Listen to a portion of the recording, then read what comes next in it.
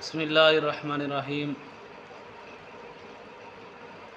ایک مرتبہ حضرت جبریل علیہ السلام حضور پاک علیہ السلام کے پاس تشریف لے آئے، تو اس وقت حضرت ابراہیم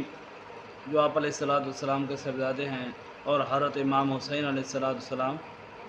یہ آپ علیہ السلام کے دونوں پاس موجود تھے۔ امام علی مقام امام حسین جو ہے وہ دائیں پہلو میں تھے اور حضرت ابراہیم وہ آپ علیہ السلام کے بائیں پہلو میں تھے۔ تو حضرت جبریل علیہ السلام نے عرض کی، یا رسول اللہ صلی اللہ علیہ وسلم، اللہ پاک کے پاس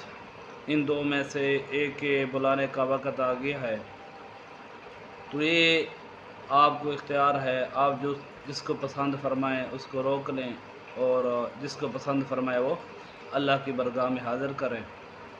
تو میرے آقا علیہ السلام نے فرمایا کہ اگر حضرت امام علی مقام امام حسین رضی اللہ تعالی عنہ ان کو اگر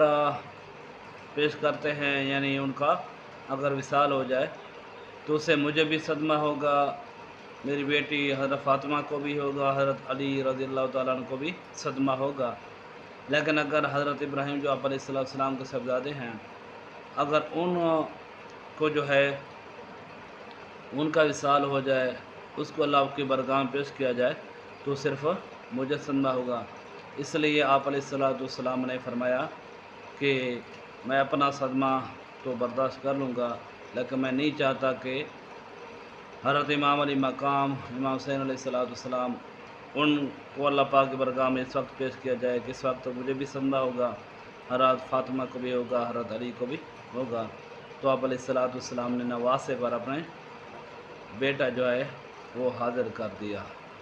تو اس سے پتہ چلتا ہے کہ آپ علیہ السلام کو امام علی مقام سے کتنی محبت تھی اور اپنی صاحبزادی سے کتنی محبت تھی۔